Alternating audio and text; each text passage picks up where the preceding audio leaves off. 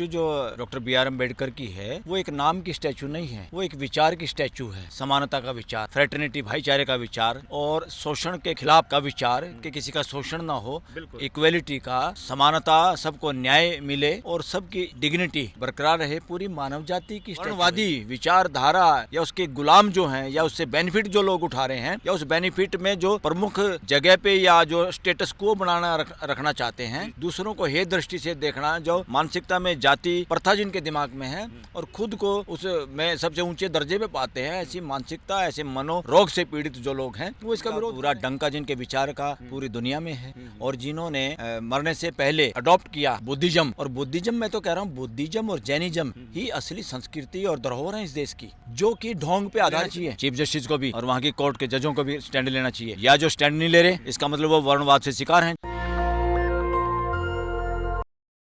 नमस्कार, आप देख रहे हैं नेशनल दस्तक और मैं हूं रंजय कुमार। अभी हम सुप्रीम कोर्ट के कैंपस में हैं और ठीक मेरे पीछे जो है बाबा साहब भीमराव अंबेडकर की मूर्ति लगी है और इनका चेहरा जो है सुप्रीम कोर्ट की ओर है।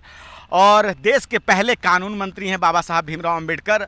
और खबर चौंकाने वाली है, मामला मध्य प्रदेश का है। वहाँ के हाई कोर्ट में जो है बाबा साहब भीमराव अंबेडकर की मूर्ति लगनी थी, लेकिन वहाँ के कुछ मनुवादी वकीलों ने उसको लेकर विरोध किया है। जब वहाँ के रजिस्ट्रार ने आदेश दिया कि ये लगनी चाहिए और PWD डिपार्टमेंट ने 2 लाख रुपए भी दिए हैं, उसके बाद जो है इस बात को लेकर बवाल इतना बढ़ गया कि वो मूर्ति नहीं लगी। मूर्ति जब लेके आए गए तो उसके बाद जो है मनुवादी जो वहाँ के वकील हैं उन्होंने इस बात का पुरजोर विरोध किया। पूरे विश्व में बाबा साहब की पहचान है और वो समानता की बात करते हैं, लेकिन आज के समय में भी जो है उनकी मूर्ति लगाने के लिए इतना संघर्ष करना पड़ रहा है इस देश में। हमारे साथ हैं सुप्रीम कोर्ट के वकील बलराज साहब। सर, पहले तो आपका स्वागत है चैनल पर। जी, थैंक यू। सर, क्या कहना चाहेंगे इस खबर पे? आप खुद जो है वकील हैं, पीछे बाबा साहब भीमराव अम्बेडकर की मूर्ति लगी हुई है और जब सुप्रीम कोर्ट में लगी है तो किसी हाई कोर्ट में भी लग सकती है, यही जो है इसका आधार भी है, लेकिन जो हो रहा है उस पर क्या कहना चाहेंगे? देखो, ये स्टैचू जो डॉक्टर बी.आर. अम्बेडकर की है वो एक नाम की स्टैचू नहीं है जी, वो एक विचार की स्टैचू है। समानता का विचार, फ्रेटर्निटी भाईचारे का विचार और शोषण के खिलाफ का विचार कि किसी का शोषण ना हो, इक्वेलिटी का, समानता, सबको न्याय मिले और सबकी डिग्निटी बरकरार रहे, पूरी मानव जाति की स्टैचू है ये। इस स्टैचू में एक आदमी की शक्ल सूरत हो सकती है, मगर जो विचार है इसके पीछे वो विचार की स्टैचू है। ये विचार की स्थापना होनी थी और ये विचार का स्वागत पूरी दुनिया में है।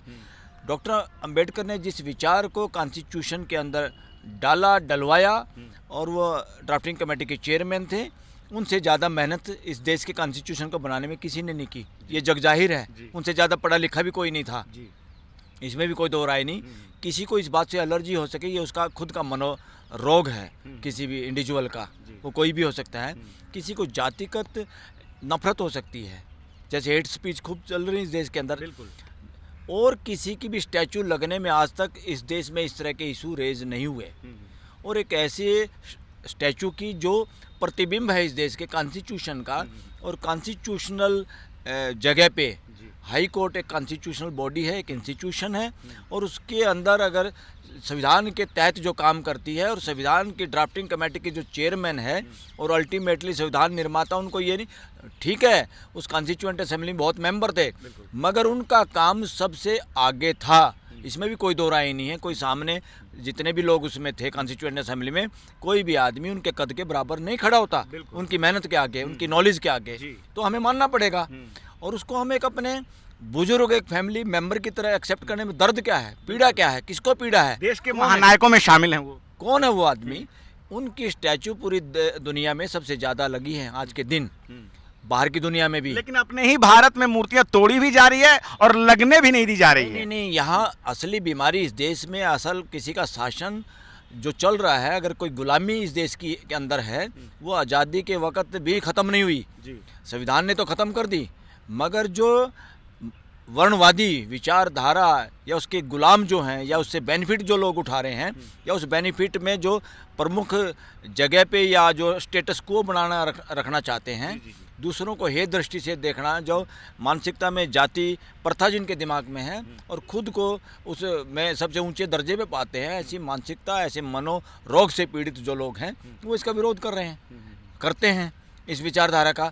ये स्टैचू एक इंसान की नहीं है, ये एक विचार की है, और जो विचार यूनिवर्सल विचार है। दिक्कत क्यों होती है सर? 2025 का भारत है, कहा जाता है कि भारत जो है अब अंतरिक्ष में पहुंच चुका है और लगातार आधुनिकीकरण की प्रक्रिया में आगे बढ़ता जा रहा है। ठीक है, संविधान जब से लागू हुआ लगातार सतत प्रक्रिया और सुधार होते जा रहा है, लेकिन आज भी बाबा साहब के नाम पर जो है मनुवादी लोग जो है बिल्कुल विरोध करने लगते हैं। समझ में नहीं आता इसका कारण क्या है, क्यों, आखिर उनको किस बात का डर है बाबा साहब से?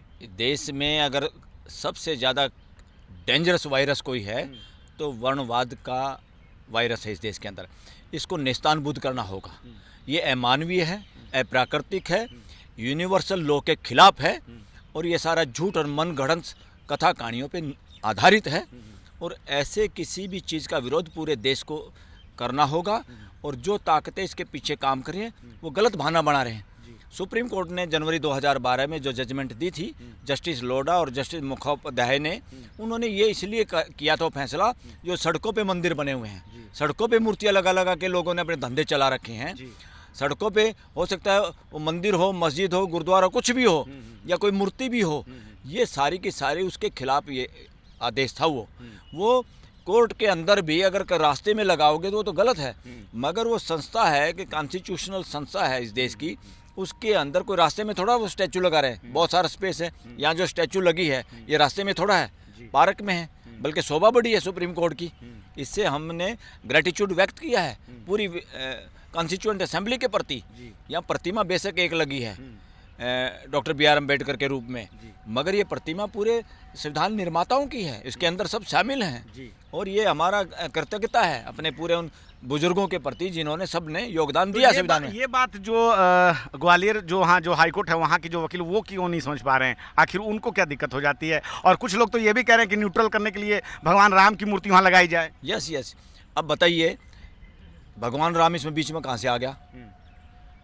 एक तरफ संविधान निर्माता, कॉन्स्टिट्यूएंट असेंबली के या ड्राफ्टिंग कमेटी के चेयरमैन, पहले कानून मंत्री, और जिनका पूरा डंका जिनके विचार का पूरी दुनिया में है, और जिन्होंने मरने से पहले अडॉप्ट किया बुद्धिज्म, और बुद्धिज्म मैं तो कह रहा हूँ बुद्धिज्म और जैनिज्म ही असली संस्कृति और धरोहर है इस देश की, जो कि ढोंग पे आधारित नहीं है, जो कि सच्चाई पे आधारित है, एविडेंस पे आधारित है, जिनके सारे सबूत हैं वो पैदा हुए थे, कहाँ मरे, क्या लिखा क्या नहीं लिखा, वो कथा कहानियाँ जिसका एविडेंस कोई है नहीं, या जिसके जो अस्तित्व के नियमों पे आधारित नहीं है, उस ढोंग से इस देश को बचाने का लिए जो उन्होंने रिलीजन परिवर्तन किया, वो मैं कह रहा हूँ इस देश का असली रिलीजन ही ढोंगवाद के खिलाफ जो भी हमारी संस्कृति है वही है।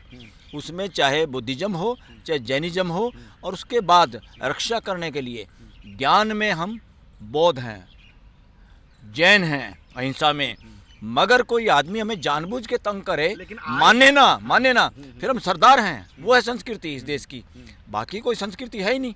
बाकी झूठ की संस्कृति, ढोंग की संस्कृति, अंधविश्वास और पाखंड की संस्कृति नहीं है। ये कुरीति इस देश में कब्जा कैंसर की तरह जड़ें जमाई बैठी हैं। वही लोग अब ऐसे भगवान राम की मूर्ति की बात जो कर रहे हैं, तो जीते जागते सबसे पहले तो फिर वहाँ तथागत बुद्ध की मूर्ति होनी चाहिए, राम से पहले दिगंबर जैन की मूर्ति होनी चाहिए, गुरु नानक की मूर्ति होनी चाहिए, फिर तो मोहम्मद पैगंबर की स्टैचू के खिलाफ हैं, उनकी याद में भी कोई स्तंभ खड़ा करना पड़ेगा, तब आएगा नंबर इनका भी। उसमें वो इक्वलिटी न्यूट्रलिटी करनी है तो रिलीजन के आधार पर करनी होगी। ये रिलीजन का मामला नहीं है, ये विचार का मामला है, संवैधानिक विचार का मामला है। एक तरफ संवैधानिक विचार है और एक तरफ ढोंग है, जीत तो इसी की होगी। और इसमें मैं खबर पढ़ रहा था, एक और बात मैं भूल जाऊंगा, खबर पढ़ रहा था कि हिंदुओं का और अम्बेडकर वादियों के बीच में झगड़ा या इस तरह का बात हुई वकीलों की। कौन है भाई ये? आप इसको अगर देखोगे तो जो लोग कह रहे हैं, अब जो वकील कह रहे हैं सुप्रीम कोर्ट के ही, वो कह रहे हैं कोई झगड़ा नहीं है, ये झगड़ा सिर्फ और सिर्फ वर्णवादी वकीलों के बीच में और बहुजन वकीलों के बीच में है। इसमें बीच में अम्बेडकरवादी कहना छोटा करना है। असल में ये मानवतावादी वकीलों के बीच में, अस्तित्व के समर्थक वकीलों के बीच में, और दूसरा ढोंग के पक्ष वालों के उसमें, और वर्णवादी मानसिकता से, मनोरोग से ग्रसित वकीलों के बीच में है। हिंदुओं के अम्बेडकर वाइट में नहीं है। हिंदू कौन है? वर्णवादी हिंदू नहीं है। हिंदू वो सारे लोग हैं जो वर्णवाद के विरोध में हैं, जो वर्णवाद को मानते नहीं, मानना नहीं चाहते, जो इसको बीमारी मानते हैं, इसको कैंसर मानते हैं। उसके अलावा सारे लोग हिंदू हैं। वर्णवादी आदमी हिंदू में शामिल नहीं है कोई भी। लेकिन आए दिन देखा जाता है कि देश में बाबा साहब भीमराव अम्बेडकर की मूर्ति तोड़ी जाती है और वहाँ पर किसी भगवान की मूर्ति को स्थापित कर दिया जाता है। ये कौन से भगवान की मूर्ति को, इसीलिए कौन से भगवान की मूर्ति? ये देश अस्तित्व पे आधारित रियलिटी का देश है। यहाँ की संस्कृति है अस्तित्व को समझना, उसके अनुरूप जीना। यहाँ किसी ढोंग का देश नहीं है ये, ना किसी की बपोती है। जो ये ढोंग को स्थापित करने के सारे बीच बीच में भगवान राम का दुरुपयोग करना चाहते हैं, ये कहानी बनेगी नहीं इससे। लेकिन सर, जब हाई कोर्ट में मूर्ति लगने पर इतना विवाद हो जा रहा है और जो वकील हैं इसलिए वो नहीं लगा पा रहे हैं, सुप्रीम, तो इस स्थिति पे आप क्या कहना चाहेंगे? नहीं, सुप्रीम कोर्ट ने जो कहा ये लागू नहीं होता। वहाँ पे झूठा बहाना बना रहे हैं, गलत इंटरप्रिटेशन कर रहे हैं। लेकिन वो वकील कह रहे हैं कि नियमों का हवाला दे रहे हैं कि नहीं, आप दिखाएं बिल्डिंग एक्ट के तहत जो नियम है, कुछ ऐसा कुछ ऑर्डर दिखाएं। वो तो कह रहे हैं, खुल के कह रहे हैं, ऑन कैमरा कह रहे ऐसे हैं। गुंडागर्दी नहीं कर सकते, उनको करना है तो मुकदमा दायर करना चाहिए। क्या आप नहीं कर सकते? क्या है? रजिस्ट्रार साहब ने भी ऑर्डर दिया है। जब कोर्ट ने आदेश दिया तो वो कौन होते बीच में? वो होते कौन है बीच में? और वो तो बोल रहे हैं कि कोई परमिशन है तो दिखाइए। अरे परमिशन, वो तो कोर्ट ने अगर परमिशन देकर, पीडब्ल्यूडी डिपार्टमेंट तो सरकारी है ना, जिसने उस स्टैचू के लिए पेमेंट की है, वो और क्या दिखाना है उसमें? ये जानबूझ के ऐसा है। इसलिए कोई भगवान की मूर्ति नहीं लगनी किसी कॉन्स्टिट्यूशनल अथॉरिटी में और संस्थाओं में। किसी भगवान की मूर्ति नहीं चाहिए। ये भगवानों का देश नहीं है, भगवान की मूर्ति ये तो नहीं मानवता का देश है। ये मानवता का देश है, भगवानों का देश नहीं है। ये खाम का सो कॉल्ड भगवान और कितने भगवान, ये समझदार लोगों का देश है। ये पाखंड विरोधियों का देश है। ये पाखंड चलेगा नहीं इस देश में। ये मानवता वालों का देश है और ये एक तरह से ज्ञान का, बुद्ध का देश है ये और किसी का नहीं। जिनके इतिहास नहीं, जिनके ठोस सबूत नहीं, कार्बन डेटिंग से आज हर चीज़ का पता चल जाता है। झूठी कथा कहानियाँ नहीं चलेंगी, उनको एक्सपोज नंगा होना ही पड़ेगा, देर आए दुरुस्त आए। इसलिए सच्चाई के साथ जो लोग होंगे और सच्चाई का अभियान चलेगा। लेकिन क्या कानून मंत्री को इस पे नहीं बयान देना चाहिए, जो शासन में बाकी लोग हैं, कि जब प्रथम कानून मंत्री जो देश के रहे हैं उनकी मूर्ति को लगाने को लेकर इतना विवाद हो रहा है? इससे पता स्टैंड लेना चाहिए चीफ जस्टिस को भी और वहाँ की कोर्ट के जजों को भी स्टैंड लेना चाहिए। या जो स्टैंड नहीं ले रहे, इसका मतलब वो वर्णवाद से शिकार हैं। जो लोग वर्णवादी मानसिकता के लोग हैं जो इसमें रोड़ा अटकाएंगे। और वर्णवादी मानसिकता का इस देश में कोई काम नहीं, कोई जगह नहीं है। वर्णवाद इस देश के लिए कैंसर है। इस देश के लिए कोरोना वायरस से भी ज़्यादा खतरनाक वायरस है। वर्णवाद को जड़ मूल नष्ट करके दफन करना होगा। वर्णवाद के लिए कोई जगह नहीं। ठीक है सर, आपने अपना समय दिया, बहुत बहुत धन्यवाद जी, थैंक यू।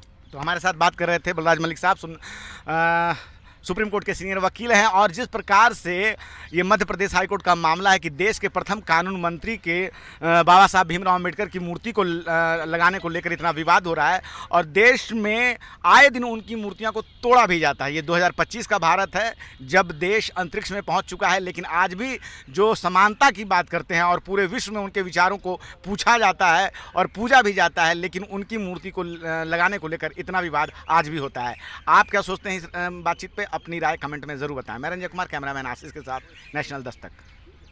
नेशनल दस्तक की आपसे गुजारिश है कि अगर इसको बचाना चाहते हैं तो नेशनल दस्तक को सब्सक्राइब करने के लिए रेड कलर के सब्सक्राइब बटन को दबाएं, फिर बेल आइकन की घंटी दबाएं। नेशनल दस्तक को बचाने के लिए बहुत जरूरी है कि हर खबर को शेयर करें, लाइक करें, कमेंट जरूर करें।